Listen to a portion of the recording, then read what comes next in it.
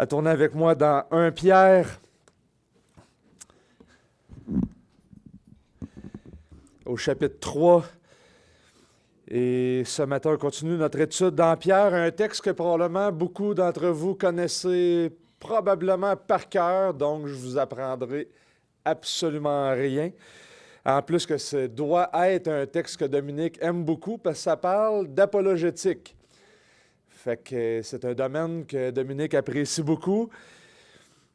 Mais on va essayer d'y donner, vu qu'on fait une étude systématique, on ne s'attendra pas sur les méthodes d'apologétique, c'est moins le but.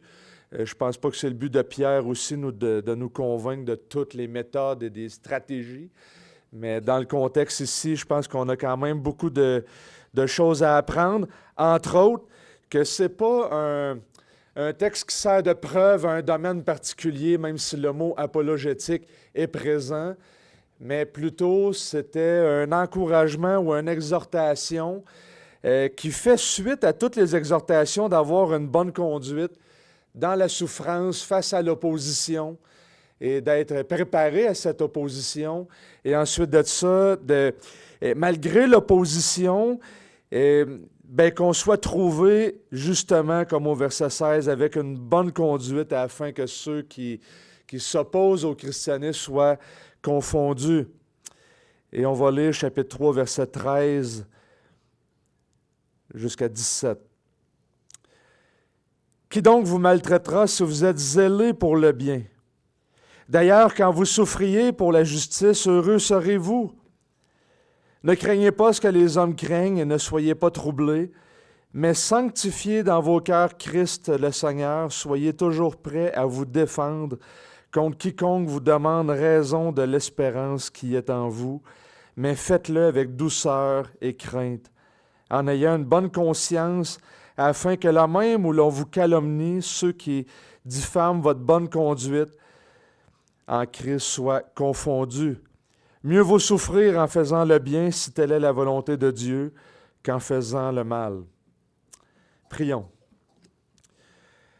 Seigneur, nous venons devant toi ce matin afin d'ouvrir ta parole et que par ton esprit, nous puissions comprendre un peu plus sur cette espérance, une espérance digne d'être exposée et défendue. Cette espérance qui nous fait entrevoir le jour où nous serons avec toi, avec l'héritage préparé pour nous, acquis par la mort de ton Fils, justifié par sa résurrection. Et donne-nous à la fois l'humilité et la crainte, et également le courage de vivre d'une manière conséquente. Amen. Effectivement, je vais quand même me concentrer sur le verset 15. Je me garde quand même, parce qu'il y a plusieurs liens qu'on peut faire avec versets 16 et 17, mais on est dans une systématique, fait qu'on peut mettre du contenu un petit peu plus, puis étirer à d'autres places, puis tout ça. Mais la dernière fois, on avait vu que Pierre, dans le fond, fait allusion aux béatitudes. Et on avait vu un petit peu ces liens-là avec les béatitudes. Et Pierre va conclure au verset 12 par une citation d'un psaume, pas d'un psaume d'Isaïe. Mais la face du Seigneur se tourne contre ceux qui font le mal. Qui donc vous maltraitera si vous êtes zélés pour le bien? Et là, il va tirer une inférence de ça et il va tirer des implications. Et la première implication qu'on a vue, c'est quand vous souffriez pour la justice, heureux serez-vous. Ne craignez pas ce que les hommes craignent et ne soyez pas troublés. Et aujourd'hui, la deuxième implication de ce qui a été dit, mais sanctifiez dans vos cœurs Christ le Seigneur. Et ici, dans le passage, les versets 14 et 15, Pierre va faire allusion, en fait, il va citer un passage d'Ésaïe chapitre 8. Et souvent, quand on va parler d'apologétique et quand on écoute des philosophes et quand on écoute des théologiens qui veulent nous parler d'apologétique, on en arrive ici parce que le mot apologia, défendre, on le trouve au verset 15 et on en fait une espèce de domaine dans lequel ça sert à défendre la foi chrétienne sur le plan de l'intelligence et de répondre à des arguments. Et dans un sens, c'est vrai, on voit Jésus qui fait ça, mais c'est quand même une citation d'Isaïe. Et donc, Pierre a quelque chose en tête. Et honnêtement, je n'ai jamais entendu un philosophe dire « Ouais, ici, Pierre cite Isaïe. » Et quand on voit ça, c'est comme « Ah, ça tempère un peu les choses. » L'apologétique, c'est bien, c'est un domaine que j'apprécie. Je me suis converti à cause que j'ai cherché des évidences historiques. Et le lendemain de ma prise de décision, il a fallu que je débatte avec des philosophes. Littéralement. Et après ça, il a fallu que j'explique pourquoi que j'avais passé d'une position à une autre, parce que j'avais laissé une fille avec qui j'étais depuis 3 ans, qui ne voulait pas devenir chrétienne, et puis qu'après ça, j'ai dit, ben là, il faut que je marche chrétiennement. Et donc, là, tous nos amis autour commençaient à poser des questions. Et rapidement, dans ma vie, il a fallu que j'explique pourquoi. Fait que c'est certainement pas moi qui va vous dire de ne pas défendre l'Évangile. Mais je ne suis pas convaincu que Pierre veut en faire un domaine particulier. En fait, il s'adresse à chaque chrétien qui souffre. Ce n'est pas un domaine philosophique ou même si on en fait des spécialités dans nos universités, mais c'est pour tout chrétien. Soyez prêts à défendre l'espérance qui est en vous. Mais avant de défendre, sanctifiez Christ dans vos cœurs. Et c'est un petit peu mon plan d'aujourd'hui. Commençons par... Mon plan, en fait, il va être de rappeler la première implication, de ne pas craindre. Ça, c'est mon deuxième point. Et mon troisième point, ça va être mais sanctifier Christ dans vos cœurs. Et mon premier point, je vous ai donné mon plan à l'envers, mais on s'en doute un petit peu, on va aller voir la citation dans Isaïe chapitre 8. Donc, citation et les deux implications. Isaïe chapitre 8, verset 12. Vous n'appellerez pas conspiration tout ce que le peuple appelle conspiration. Vous ne craindrez pas ce qu'il craint. Ici la citation. Et vous ne le redouterez pas. Car l'Éternel des armées, que vous devez sanctifier, c'est lui que vous devez craindre. C'est lui que vous devez redouter. Alors il sera un sanctuaire, mais aussi une pierre de malheur, un rocher qui fait trébucher. Pour les 2 maisons d'Israël, un filet et un piège pour les habitants de Jérusalem. Beaucoup d'hommes y trébucheront, ils tomberont et se briseront, ils seront pris au piège et capturés. C'est l'Éternel des armées, verset 13, que vous devez sanctifier. C'est lui que vous devez craindre, c'est lui que vous devez redouter. Regardez le verset 15, « Mais sanctifiez dans vos cœurs Christ le Seigneur, soyez toujours prêts à vous défendre contre quiconque demande les raisons de l'espérance qui est en vous, mais faites-le avec douceur et crainte. » Sanctifiez le Seigneur, faites-le avec crainte. C'est l'Éternel des armées que vous devez sanctifier. C'est de lui que vous devez redouter. Et ça, c'est intéressant parce que Pierre, en même temps qu'il cite le passage, premièrement, ne craignez pas ce que les hommes craignent et ne soyez pas troublés. Est plus proche dans l'original, au niveau du texte grec de l'Ancien Testament, la Septante. Alors, c'est clair que Pierre fait allusion à ce passage-là pour au moins les raisons très proches de l'original dans les deux passages. Et en plus de ça, c'est un passage qui a déjà été cité au chapitre 2, verset 8. Mettons versets 7 et 8. L'honneur est donc pour vous qui croyez, mais pour les incrédules, la pierre qu'ont rejetée ceux qui bâtissaient est devenue la principale, celle de l'angle, une pierre d'achoppement et un rocher de scandale. Ils s'y achoppent en désobéissance à la parole et c'est à quoi ils sont destinés. Et donc, Pierre va, dans le passage d'Isaïe, le verset 14, Pierre l'avait déjà en tête, mais il l'a traité au chapitre 2. Donc, il y en a qui vont s'achopper à Christ. Puis Christ va devenir une pierre d'achoppement. Et là, il va le faire dans le contexte de l'Église. Il va pousser l'Église. Et plus tard, il l'a encore en tête, mais cette fois, il va s'appliquer aux deux versets qui le précèdent, c'est-à-dire, craignez pas les autres, et ensuite de ça, sanctifier l'Éternel qui est saint. Mais ça ne prend pas un doctorat en théologie pour se rendre compte que Pierre ne cite pas exactement Isaïe. Il l'adapte un peu, n'est-ce pas? Et on peut noter plusieurs différences.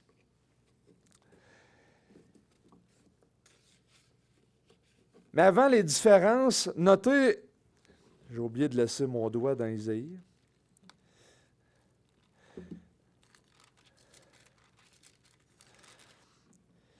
Vous n'appellerez pas conspiration tout ce que ce peuple appelle conspiration. Vous ne craindrez pas ce qu'il craint et vous ne le redouterez pas.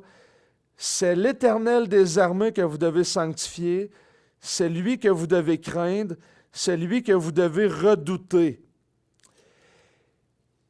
Et le prophète Isaïe va tirer des conséquences de ces deux versets, de ces paroles.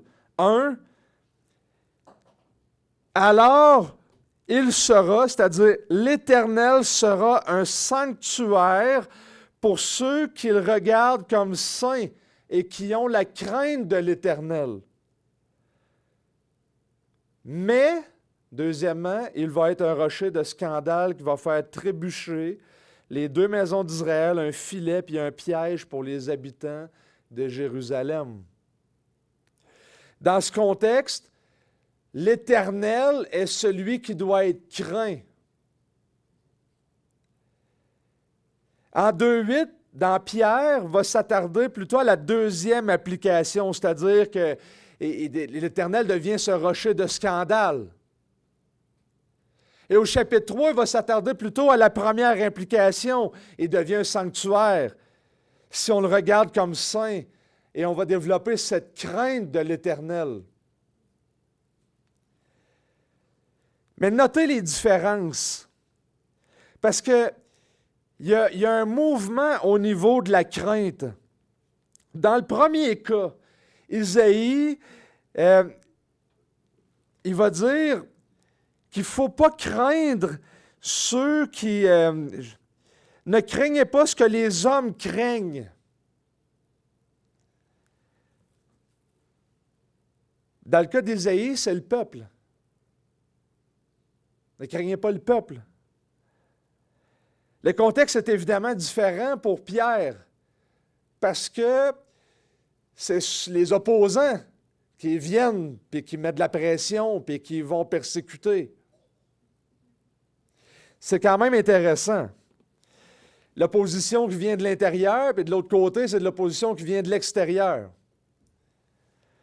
La deuxième différence, c'est que la deuxième partie du verset dans Isaïe, la crainte qu'Isaïe et ses disciples ne partagent pas, ou qu'ils ne devraient pas partager, est celle d'une prise de contrôle des forces étrangères venues du nord-est, là, qui a incité les dirigeants du peuple à former une coalition avec l'Égypte. à faire des compromis. Et là, pour voir la différence, nos traductions sur ce passage-là varient quand même beaucoup, mais la majorité en tout cas les meilleurs commentateurs, là, j'en ai consulté quand même plusieurs, là, ici, dans le passage, fait plutôt référence à ne pas craindre les hommes. Même si c'est traduit, ne craignez pas ce que les hommes craignent, mais l'accent est plutôt sur ne craignez pas les hommes. Et le contraste va venir, craignez plutôt Dieu. OK? Fait que l'accent est vraiment mis beaucoup plus sur ça. Et le reste du passage, bien, il me semble, confirme cette interprétation-là. Troisième observation, c'est que pour un chrétien, est quand même évidente, c'est qu'en Isaïe, c'est l'Éternel qu'il faut craindre et qu'il faut sanctifier. Mais Pierre, c'est Christ qu'il faut craindre et sanctifier dans nos cœurs. Et il va appliquer clairement un passage qui s'adresse à l'Éternel dans l'Ancien Testament, puis il l'applique à Christ dans le Nouveau Testament. C'est plate pour les témoins de Jéhovah et les autres, mais c'est ça qui est ça. Sanctifiez Christ le Seigneur dans votre cœur. Il prend un passage de l'Ancien Testament qui s'applique à l'Éternel, puis il l'applique à Christ, en disant que c'est Christ qu'il faut sanctifier. Bon, une autre différence, c'est que dans vos cœurs et pas dans le passage d'Isaïe. Et une autre différence, et la dernière que je vais noter, c'est qu'on pourrait noter l'expression Christ le Seigneur, Kyrios, qui souligne que les premiers chrétiens étaient quand même très à l'aise à prendre des passages de l'Ancien Testament, puis à les appliquer, puis à voir que, dans le fond, c'est l'Éternel qui agissait dans l'Ancien Testament, puis il appliquait ça à Christ dans le Nouveau Testament, que c'est l'Éternel, c'est le Kyrios, c'est le Seigneur qui dirige. Évidemment, l'application que Pierre va en tirer est quand même assez claire. Craindre Dieu plutôt que les hommes. Et ça fait du sens en même temps, si on le considère dans une perspective plutôt vers l'éternité. Oui, les hommes peuvent nous faire du mal, mais c'est Christ qu'il faut craindre. Parce que c'est le Seigneur, c'est le Kyrios, c'est lui qui va donner l'héritage, c'est lui qui va nous racheter, c'est lui qui fait toutes choses. Et soyez prêts à défendre l'espérance, mais l'espérance qu'on a, bien, c'est Christ, le Kyrios, c'est Christ le Seigneur. Et il faut le voir dans cette même perspective.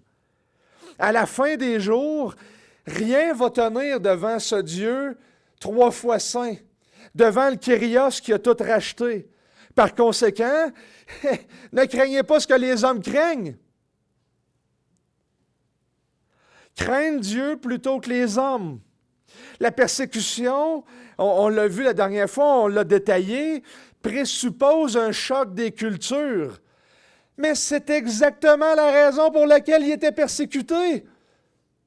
Il ne disait pas César et Kyrios, il disait Christ est Kyrios, Christ est Seigneur. Et sur cette affirmation politique-là que les chrétiens étaient persécutés. Christ est Seigneur. Et, parenthèse, j'ouvre une parenthèse, c'est sûr qu'au chapitre 2, quand Pierre il traite des institutions, il ne traite pas de la manière par laquelle, au chapitre 2, on désobéit à ces institutions. Il amène un principe général de bonne conduite qui est répété au chapitre 3. Mais on avait déjà vu que le principe général, c'est qu'il faut obéir à Dieu plutôt qu'aux hommes. Mais c'est exactement ça que Pierre rappelle aussi. Et ça, c'est sans rappeler des textes, par exemple, dans le chapitre 4 du livre des Actes, verset 18. Alors ils les appelèrent et les défendirent absolument de parler et d'enseigner au nom de Jésus. Pierre et Jean leur répondirent, « Est-il juste? » Je réfléchissais à cette question-là. Notez le lien entre la justice et l'obéissance à des autorités. Est-il juste devant Dieu de vous obéir plutôt qu'à Dieu? La réponse, au chapitre suivant, verset 28. Nous vous avions formellement défendu d'enseigner en ce nom-là. Et voici que vous avez rempli Jérusalem de votre enseignement et que vous voudriez faire retomber sur nous le sang de cet homme. Pierre répondit, ainsi que les apôtres, il faut obéir à Dieu plutôt qu'aux hommes. Puis là, etc., emprisonné. Et c'est exactement le principe. Ne craignez pas ce que les hommes craignent et ne soyez pas troublés. Aujourd'hui, l'opposition est souvent dissimulée, diffuse dans la culture, dans la société. Et probablement qu'on vit à une époque, étonnamment, où ce que l'influence est encore plus grande que les époques qui nous ont précédés. On a nos objets d'esclavage dans nos poches. On l'ouvre constamment. On est endormi. Et notre façon d'être en société est tellement devenue importante que la pire chose qui peut arriver, c'est de nous mettre à mort socialement. Et sans entrer dans les détails de la COVID, là, combien de personnes se sont conformées? Puis là, OK, je vais régler de quoi tout de suite. Tu as pris le vaccin, tu ne l'as pas pris, choix personnel. C'est correct, c'est pas de ça que je parle. Mais combien de personnes se sont conformées pour ne pas avoir une mort sociale? Perdre son travail, être ridiculisé et tout ça. Combien de personnes sont venues vous voir? Moi, j'en ai eu plusieurs, mais vraiment beaucoup. Allez, il faut que je le fasse, là, parce que là, je ne veux pas perdre mon travail, je ne veux pas si... Puis là, ouais, mais là, tu sais, je vais être ridiculisé. Il ne faut pas que je le dise. Il ne faut pas que... Puis les églises qui ont pas voulu trop s'exposer de crainte que nos voisins nous accusent. Et puis là, vous savez que nous autres, à notre église, les policiers sont débarqués parce qu'il y a un voisin qui s'était plaint. « Ah, eux autres sont ouverts, là, ils ne doivent pas être corrects, puis tout ça. » Puis il y avait du monde dehors, tu sais. Puis là, attends un peu, là, puis là, si les caméras débarquent, puis on entendait des choses comme ça. Combien? Une des choses que j'ai entendues souvent, c'est « Ouais, mais il faut faire tout ce que le gouvernement dit. Sinon, les autres vont nous dire que... » Ouais, puis... Et j'ai réalisé, puis pour moi, le COVID, ça a été en fait une grosse réflexion sur notre conformisme. Le mien, premièrement. J'ai réalisé que, ouais, attends un peu, là, on est peut-être dans une époque où, écoute, je me rends compte, puis tu sais, quels sont... Puis c'est ça mon appel, tout simplement, puis c'est l'appel de Pierre. Ne craignez pas ce que les autres craignent. Et évaluez, regardez, considérez, sanctifiez Christ dans votre cœur, puis soyez prêts à défendre votre espérance. Conformez-vous pas. C'est un passage qu'on a déjà vu que Pierre va utiliser. Aujourd'hui, certains vont parler d'un totalitarisme soft. Il y a un auteur québécois qui va dire, dans un de ses livres, il va utiliser l'image, c'est les goulags sans les barbelés. On n'a plus besoin d'un État policier, les voisins le font. Ce que vous avez dans votre poche le fait? Tu vas dire quelque chose, moi je prends position pour telle chose, t'es fait. Tu vas avoir 862 492 personnes, 4, qui vont se soulever, qui vont vous ridiculiser, qui vont... Et là, c'est tellement important qu'il y a quelque chose qui se produit, c'est qu'on va s'auto-censurer. On ne parlera pas.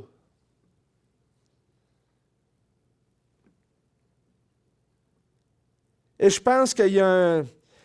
Combien de chrétiens se prononcent réellement sur les théories de genre? La théorie des races, l'avortement, puis tous ces sujets-là.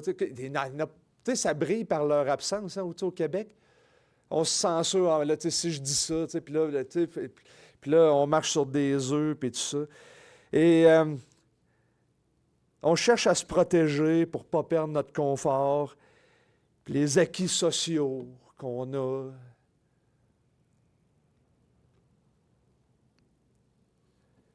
Et je pense qu'il y a une erreur doctrinale que les chrétiens ont acceptée. Je me l'ai marqué, je réfléchissais, des fois je continuais à prendre des notes. On a accepté que la religiosité, que le christianisme faisait partie de la vie privée. Ça n'appartient pas à la sphère publique. C'est privé. La foi, c'est quelque chose de privé.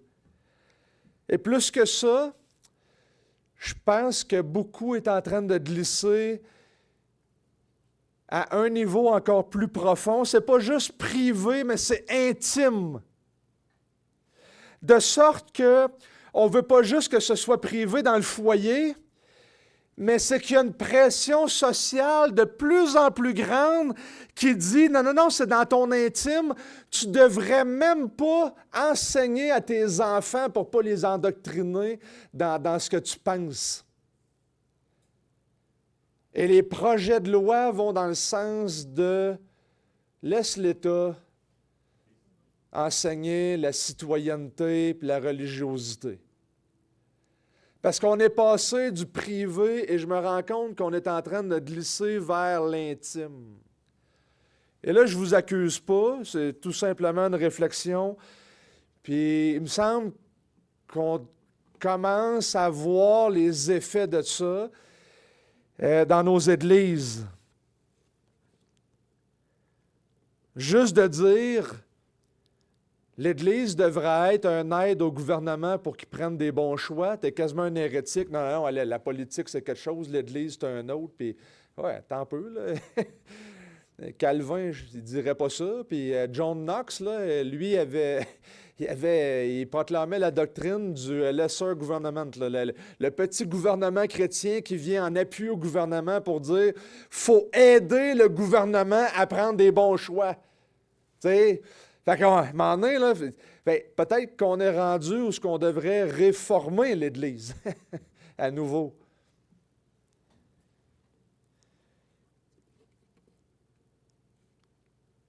Là, on commence à le voir, hein? Les bombes y ont pété cette semaine. Là, le monde panique.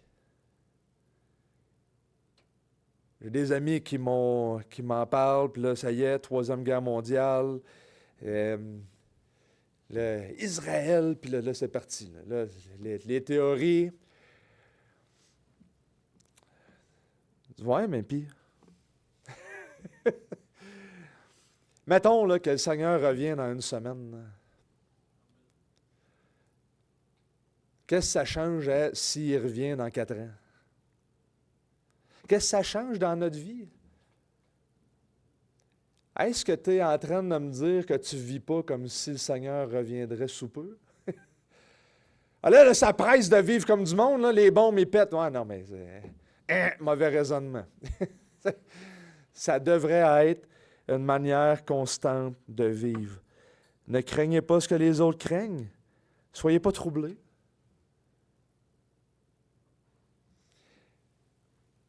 C'est sûr qu'il y a un paquet de chrétiens qui va prendre position pour Israël, parce que c'est devenu un sujet hyper politique. il est très possible que même si vous n'avez pas une position eschatologique en faveur d'un idée, bon, vous savez, là, tous ces trucs-là, même si vous n'avez pas cette position, tu es chrétien, tu es un fondamentaliste, vous allez être persécuté. Ça se peut que ça l'arrive. Juste parce que vous êtes chrétien. Et là, on revient à mon dernier message. Ne craignez pas ce que les autres craignent. Craignez Dieu plutôt que les hommes. Et Pierre, les lecteurs étaient déjà persécutés. Il étudiait déjà leur époque. Il regardait les mouvements, il regardait ces choses-là, puis il répondait à ça. Je veux dire, c'était l'époque de Néron, là, où il trempait les chrétiens dans le goudron, puis il les faisait flamber pour allumer son jardin le soir. Tu sais, Néron, c'est un malade, là. Tu sais, dans l'histoire des empereurs, là, tu sais, disons qu'il était pas mal dans le plus top list, là. C'est une expression qui se dit pas, là, mais c'est un malade. On ne vit pas ça aujourd'hui. Effectivement, nous autres, c'est la mort sociale, le ridicule. Mais caché derrière ça, il y a un gros risque qu'on s'endorme. Et peu importe votre position eschatologique, je ne peux m'empêcher de penser à ce que Jésus disait dans Luc 21. Prenez garde à vous-même de craindre que vos cœurs ne s'apesantissent. Prenez garde à vous-même. Pas au diable, pas au monde. Prenez garde à vous-même de craindre que vos cœurs ne s'apesantissent par les excès du manger et du boire et par les soucis de la vie. Et que ce jour ne fonde sur vous à l'improviste comme un filet. Car il viendra sur la surface de toute la terre et ceux qui y habitent. Veillez et priez en tout temps. Littéralement, c'est veiller, priant en tout temps, afin de paraître debout devant le Fils de l'homme. Prenez garde à vous-même de craindre que vos cœurs ne s'apesantissent. Ça, c'est pas... Tu te lèves pas un matin, là, puis tu es enflammé pour le Seigneur, puis tout va bien, puis tu prêches la parole, puis là, le lendemain, tu te lèves et... Je t'apesantis. Je ne sais pas ce qui s'est passé dans la nuit. Non, c'est tranquillement, pas vite. Tranquillement, pas vite. Puis à un moment donné, on se réveille, pour ceux qui se réveillent, on se regarde dans le miroir, on se dit, voyons, qu'est-ce qui s'est passé? Bien, c'est ça. T'es un chrétien endormi. Par les soucis de la vie, puis par les excès du manger et du boire, par toutes ces choses-là qui nous entourent. Et Jésus nous dit, prends garde. Et Pierre nous dit, wow, faites attention. Que vos cœurs, sanctifiez dans vos cœurs Christ. Prenez garde à vos cœurs. Il y a un proverbe 4.23 qui dit, prends garde à ton cœur, car de lui viennent les sources de la vie. Le cœur, c'est l'espèce d'organe spirituel qui gouverne notre vie spirituelle. Je viens de me rendre compte que j'ai peut-être pas mis fin à la parenthèse de tantôt, mais en tout cas, en quelque part, il y a une fin de parenthèse. Sanctifiez Christ dans vos cœurs. Oui, il y a le mot apologétique, apologia, défendre. Une des définitions qu'on utilise, c'est l'apologétique a pour mission de donner une défense raisonnée du théisme chrétien à la lumière des objections soulevées contre elle et d'offrir des évidences positives en sa faveur. C'est-à-dire, on se défend, puis on attaque. On se défend, puis on défait des raisonnements. OK. Fort utile, mais pour ne pas être simpliste, avant ça, il prend quand même la peine de dire « Sanctifie Christ dans ton cœur ». La première responsabilité du chrétien est liée au cœur, comme que je viens de parler. Mettez-le à part dans votre cœur. L'expression ne se trouve pas dans le prophète. Mais on peut lire, par exemple, au chapitre 1, verset 22 de Pierre, « Après avoir purifié vos âmes dans l'obéissance à la vérité, en vue d'un amour fraternel sincère, aimez-vous les uns les autres ardemment et de tout votre cœur.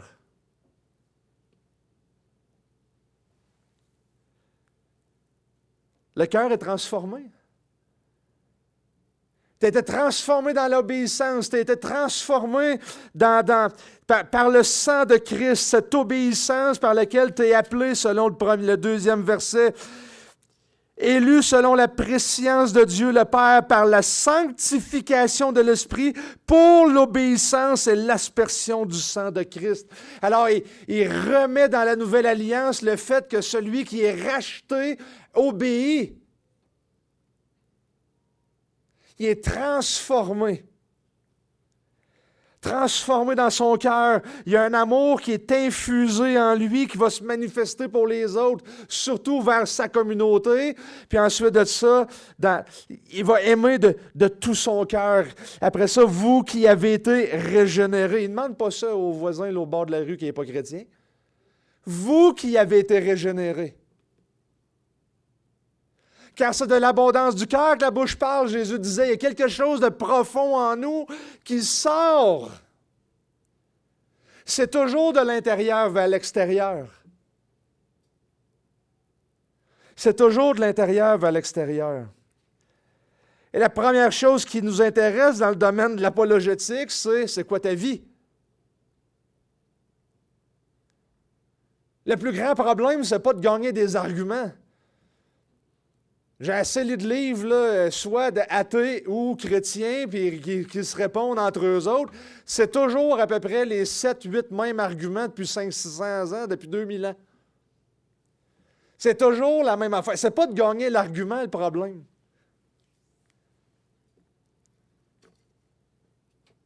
Oui, sois toujours prêt à te défendre. Oui, sois toujours... il y a un appel à être préparé. Tu sais, je me rappelle un ancien avec qui j'étais à l'époque là, dans mon église. Il vient me voir et il dit, Jean-Luc, pourquoi tu es toujours en train de lire, puis pourquoi tu es toujours en train d'étudier, puis pourquoi tu es toujours en train de considérer, d'essayer de comprendre ce que le musulman, puis le bouddhiste, puis l'autre, il pense. Puis ma réponse simpliste à l'époque, là, que je ne faisais pas si longtemps que ça, j'étais chrétien, mais j'ai compris, comme je vous ai dit à ma conversion assez rapidement, qu'il fallait que je défende ma position, c'est, Pierre nous demande, soyez toujours prêts. Puis il m'a regardé et il m'a dit, intéressant. Lui-même était un ancien musulman qui avait fait l'école coranique, converti, puis tout ça, puis c'était pas une question qu'il me posait, il me demandait c'était quoi qui me motivait. Parce que lui-même était constamment en train d'étudier puis de voir. T'sais. Le cœur, c'est ça le problème. Trop souvent, on pense en termes d'arguments. Un jour, moi je suis réputé pour ma délicatesse, comme vous le savez. Hein? J'étais assis dans un salon avec quelqu'un. Il y avait un autre chrétien mature à côté de moi. Je peux dire à cette époque-là qu'il était vraiment mature. Puis après ça, il y avait son gars. Il y avait un paquet de personnes. Puis à un moment donné, sa blonde à l'autre est là. Puis elle commence à nous interroger sur pourquoi qu'on est chrétien, puis tout ça. Et puis là, elle, c'est une artiste qui a fait des études à l'université. Puis moi, dans ma tête, à cette époque-là, c'était pas compliqué. Le débat commence, et que j'ai démoli ses arguments. Là, c'est comme ça, je ne l'ai pas fait avec un... C'était un coup de hache, là, tu sais, c'était... Puis à un moment donné, elle m'a regardé, puis elle dit, ouais, elle dit, tu me fais peur. Elle dit, j'aime mieux parler avec l'autre. Parce qu'elle dit, lui, elle dit, je le sais qu'il m'aime.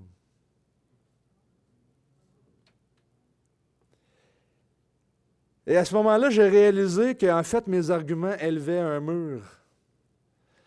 Beaucoup plus que j'étais en train de la gagner. Et que la meilleure chose à faire dans cette discussion-là, c'était juste de fermer-la. Moi, je ne suis pas vite. Fait que c'est arrivé avec des témoins de Jéhovah aussi. Je ne sais plus quel qui est arrivé en premier, là, mais c'était cette histoire-là ou l'autre. Mais à un moment donné, il y avait un témoin de Jéhovah. Écoute, j'y avais, comme vous pouvez vous en douter, démoli ces affaires. Puis à un moment donné, elle m'a dit, ouais, mais elle dit, ton problème, elle dit, c'est que malgré que tu peux gagner les arguments, elle dit, t'aimes pas. Elle dit, t'es-tu vraiment transformé? Et je me suis rendu compte que, en fait, il n'y a pas pire argument pour un chrétien que ça. Et c'est une lutte pour moi parce que je suis quelqu'un normalement qui a assez de caractère. Tu sais, je suis un judoka depuis l'âge de 4 ans, fait que je suis habitué de fighter, je suis habitué. Puis c'est dur pour moi quand que les arguments commencent je sais déjà où ce que ça va finir. Fait que c'est comme, on va sauter tout de suite à la conclusion. Puis, tu sais, mais là, tu sais, puis c'est toujours, c'est vraiment difficile pour moi. Puis mon but, c'est pas de vous dire, regardez, faites pas ça, là. Mais en fait, c'est ça, c'est sanctifier Christ dans votre cœur. Soyez toujours prêts à vous défendre. C'est pas de démolir l'autre, là. À vous défendre contre quiconque demande raison de l'espérance qui est en vous. Vous allez être persécuté. Mais comment ça tu te fais persécuter? Comment ça que tu souffres puis tu es encore chrétien puis tu gardes le sourire? Voyons, c'est que c'est ça. D'où est-ce que tu prends ça? Je pense à un de mes amis ils viennent de fêter, je pense, son 61 ans, un chrétien que je connais depuis que je suis tout petit pratiquement. Il a eu un cancer il y a quelques années, il était à l'hôpital, sur le lit d'hôpital. Il ne savait pas s'il était pour y passer, il avait une cinquantaine d'années, il n'était pas si vieux que ça, 50, 55 peut-être, là, ça fait 5-6 ans de ça, quelques années. Puis, il était sur son lit d'hôpital, puis il souffrait quand même beaucoup, mais tu sais, tu as toujours le piton pour t'injecter de la morphine, puis tout ça. Puis, les infirmières et les médecins se relayaient à tour de rôle pour aller le questionner. Parce qu'ils ne comprenaient pas, quand, je ne me souviens plus le laps de temps, mais il avait pris juste une shot de morphine. Puis d'habitude, là, c'est comme tu as droit aux 10 minutes d'une shot, là, puis le monde, là, aux 10 minutes, c'est comme, ça y va, là. Le monde, il se gèle. Puis il venait l'interroger, il dit, pourquoi? Pourquoi? Il dit, ben, j'ai mal, mais je suis en paix. Mais pourquoi? Ben, je sais où ce que je vais, assis-toi après un temps. Et j'ai réalisé que finalement, que le Seigneur m'appelait à être missionnaire sur mon lit d'hôpital. Et j'ai vu des médecins, des infirmières, des préposés, le monde est venu à mon chevet pour savoir pourquoi que j'étais en paix.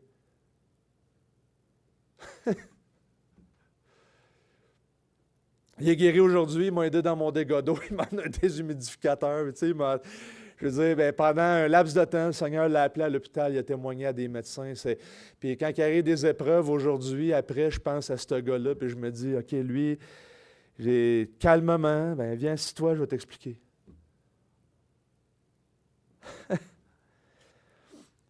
Il y a un évangéliste irlandais, Gypsy Smith, qui a dit un jour, il y a 5 évangiles.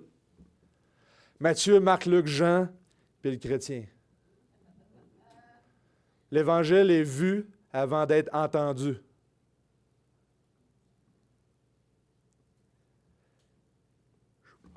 Je pense dans le contexte, il voulait juste marquer un point fort. Là. Je ne suis pas en train de dire qu'il y a littéralement 5 évangiles. Okay? Tout le monde comprend. Et Pierre nous appelle à être prêts. Contre une variété de personnes.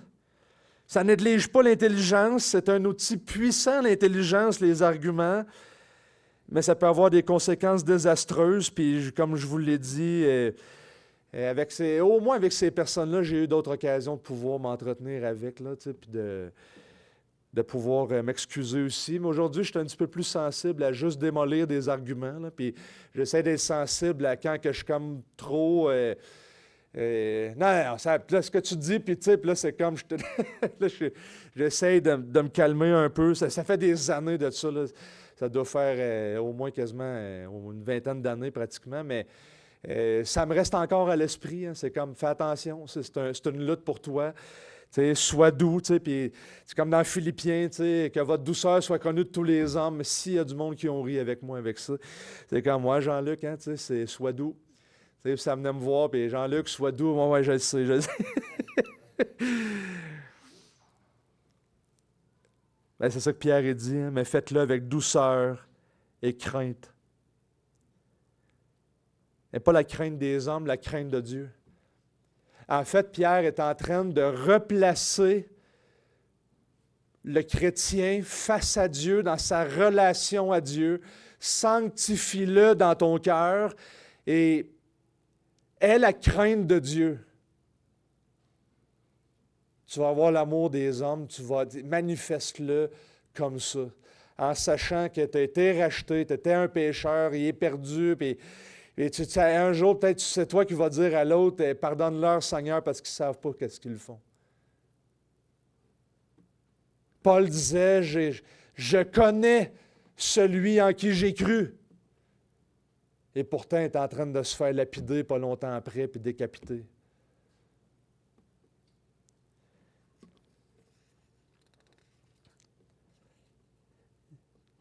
Randy Newman, qui est un doctorant, qui a fait son doctorat sous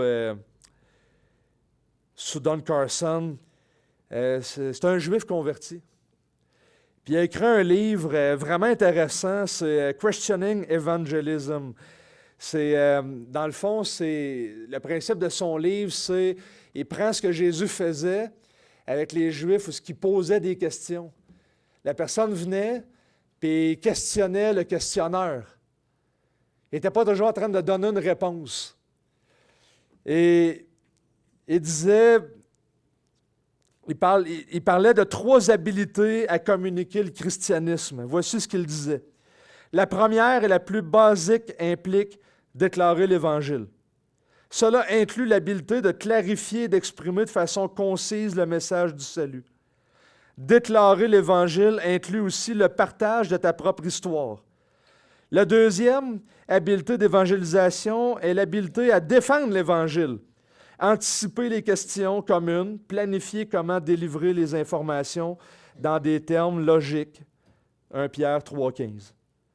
La troisième habileté est appelée le dialogue. Ça se fait à 2.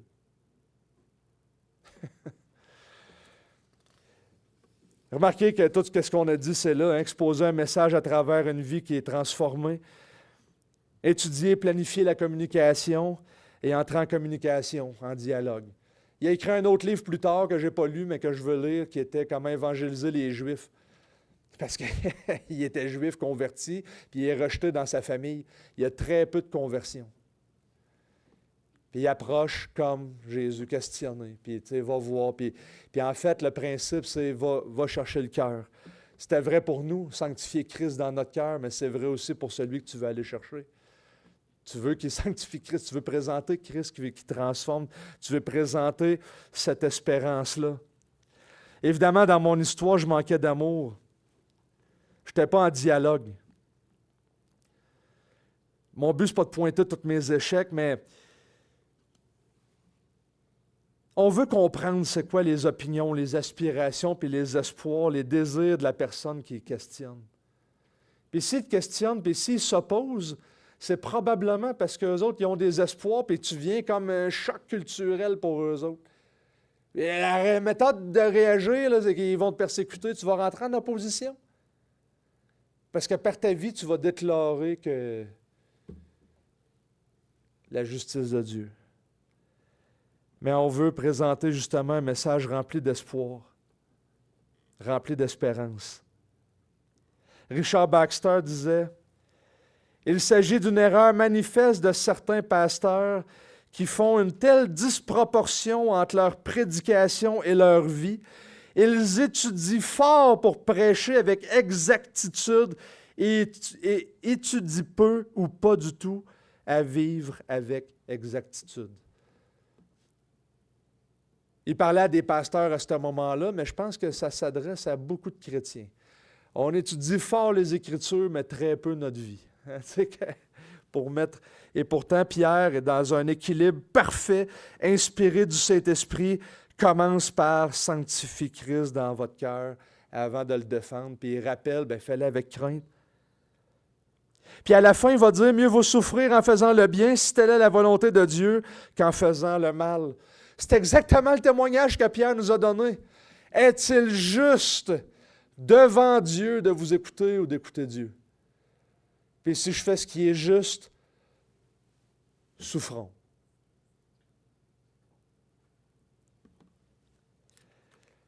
Et là, je vais vous parler de l'espérance à défendre. L'espérance est ce qui nous contrôle. Une des pires cruautés, c'est d'annihiler, de détruire l'espérance d'une personne. Mettez des personnes âgées dans un foyer, rendez-leur jamais visite, puis vous allez voir, là, il y a 3 semaines ou un mois, il y a une personne âgée à Shawinigan, où je travaille, je reste à côté, mais à sauter tête première du 3e étage, sans espérance. Combien de personnes à la fin de la Deuxième Guerre mondiale ont dit « Qu'est-ce qui vous a permis de persévérer? » L'espoir. Qu'est-ce que voulait annihiler? Pourquoi ils n'ont pas juste tué, ils pognaient un juif puis ils le tuaient? Ils auraient pu juste les mitrailler, puis ça aurait été fini. Là. Je veux dire, ils les avaient. Pourquoi ils les envoyaient dans des camps puis les traiter comme de la vermine? Parce que le plan en arrière, c'était de tuer tout espoir. De tuer l'espérance complète. Et une fois qu'il n'y avait plus d'espérance, puis qu'ils avaient compris, là, après ça, ils pouvaient les exterminer. On vit d'espérance. Bertrand Russell, le célèbre philosophe qui a écrit un livre, « Pourquoi je ne suis pas chrétien », à ses 90 ans à peu près, dans une de ses dernières interviews, on lui a posé la question, « À votre âge, qu'est-ce que vous avez à préserver? » Là, vous pouvez changer d'idée, vous pouvez vous convertir, vous pouvez faire ce que vous voulez. Qu'est-ce que vous avez à préserver? Et Bertrand Russell a répondu, « Je n'ai rien pour me soutenir que le désespoir. » Il a compris parfaitement c'était quoi l'absence de Dieu. Je n'ai rien que le désespoir.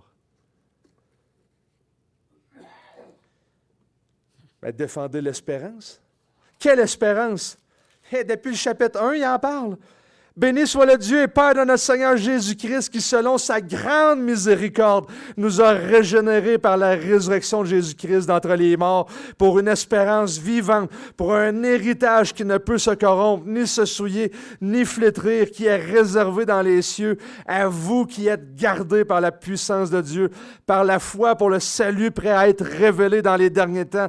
Vous en tressaillez d'une allégresse, quoique vous soyez maintenant pour un peu de temps, puisqu'il le faut, affligé par les épreuves. Vous voyez le même sujet qui revient.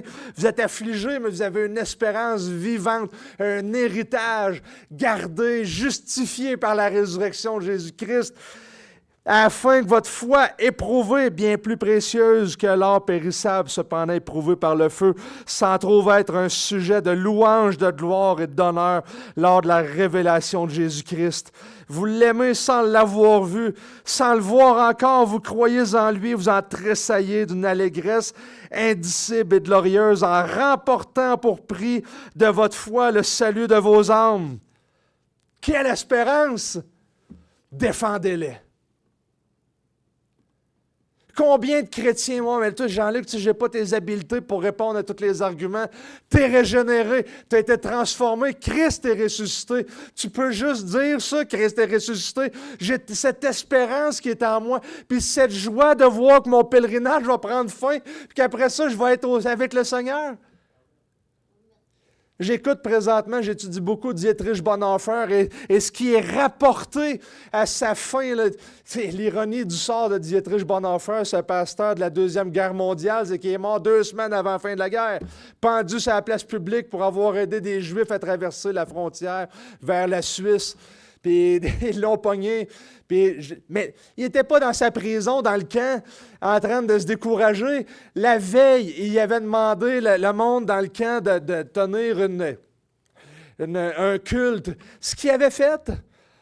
Et on rapporte, les prisonniers qui étaient avec lui rapportent qu'à la toute fin, presque quand il a dit « Amen », quelques instants après qu'il ait fini sa prière pour mettre fin au culte, la Gestapo est rentrée et ils l'ont pogné. Puis les prisonniers rapportent qu'une de les dernières paroles rapportées de Bonhoeffer à ceux qui l'ont côtoyé, c'est « C'est fini, mais ma vie commence ».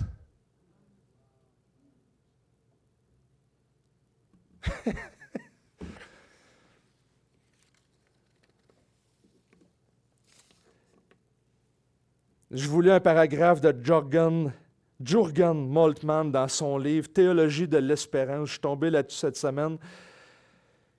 Livre vraiment intéressant. On peut ne pas être d'accord avec Moltmann sur tout, mais je pense sur ça, en tout cas, il met le doigt dessus.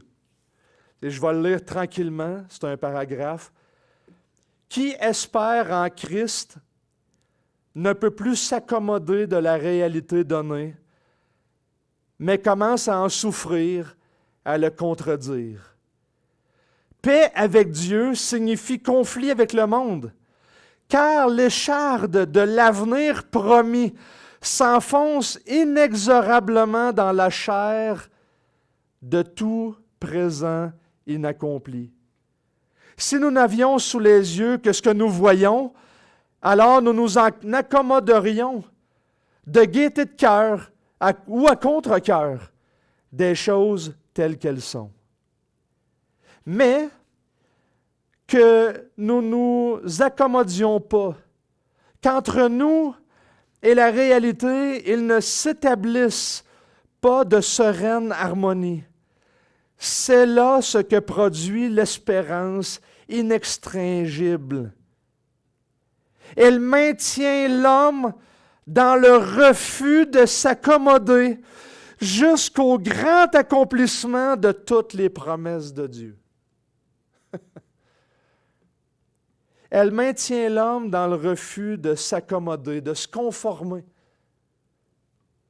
jusqu'au grand accomplissement de toutes les promesses.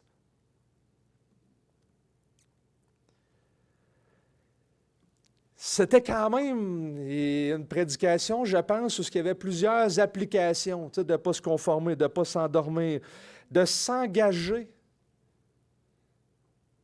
avec le monde qui nous entoure, quitte à souffrir. On n'est pas appelé à être cloîtré dans un monastère, mais à vivre en communauté. Et je vous ai donné un modèle de pas bonne douceur, la mienne. Je vais terminer avec une bonne. C'est de l'ironie un peu, je vois des faces. Non, on fait tout. À la fin de sa vie, puis vous allez voir que présentement, c'est ceux qui suivent les actualités évangéliques, chrétiennes, réformées dans le monde, là, c'est un temps trouble présentement. Il y a 2 pasteurs, un qui est probablement un des plus grands prédicateurs qui, après 5 ans, en tout cas, viennent d'être complètement disqualifiés de tout ministère, Steve Lawson, et Alistair Begg, quasiment dans la même semaine pour complètement une autre raison. Et je réfléchissais à ça cette semaine beaucoup. J'essaie de suivre un peu l'actualité de ce qui se dit là-dessus, puis tout ça, puis... Mais ça me fait toujours penser à Don Carson, quand il était plus jeune, lui, au Trinity Evangelical Seminary, là, en Illinois, à Chicago, ce qu'il enseigne depuis 40 quelques années. Mais avant lui, c'était Carl Henry.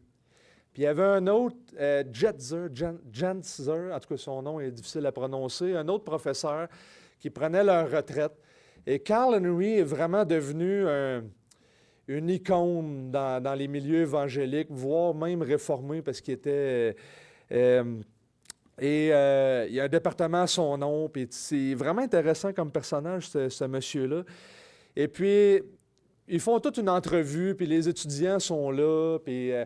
et Carson, déjà, là, on remonte à 30 ans à peu près, là, 40 ans. Déjà, à ce moment-là, Carson avait fini la discussion en posant une question qui a rendu très mal à l'aise les 2 théologiens qui étaient interviewés. Il dit, Carson pose la question, il dit, on remarque que c'est très difficile de finir la course, de bien mourir. Et là, eux autres, ils étaient vieux, et on commençait à voir que la fin approchait. Puis, ils disent, on vous regarde, vous êtes des hommes de Dieu, engagés, toujours présents.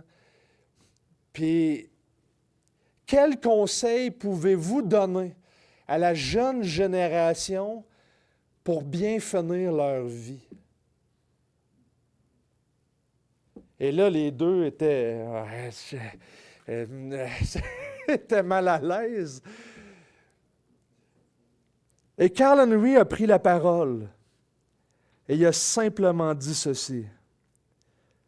Comment un homme peut-il être arrogant quand il se tient devant la croix?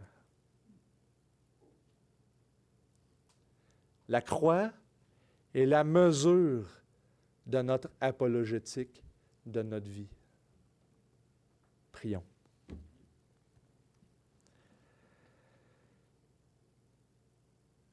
Seigneur Dieu, pardon. Pardon de manquer à mon appel de communiquer bien cette espérance, de perdre tant d'occasions de pouvoir partager l'Évangile. Pardon pour mon manque d'amour. Peut-être que c'est parce que je suis orgueilleux. Peut-être que je m'aime trop par rapport à mon prochain. Et je te demande de me transformer pour aimer plus, car Christ m'a aimé plus. Et Seigneur, je veux te prier pour cette Église, qu'elle puisse aimer beaucoup plus. On chantait tantôt « Ô Jésus, que je t'aime ». Ça faisait longtemps que j'avais entendu ce chant et c'est exactement la déclaration que je veux faire aujourd'hui. Ô Jésus, que je t'aime. Sois loué et à toi seul la gloire dans nos vies, dans ton Église. Amen.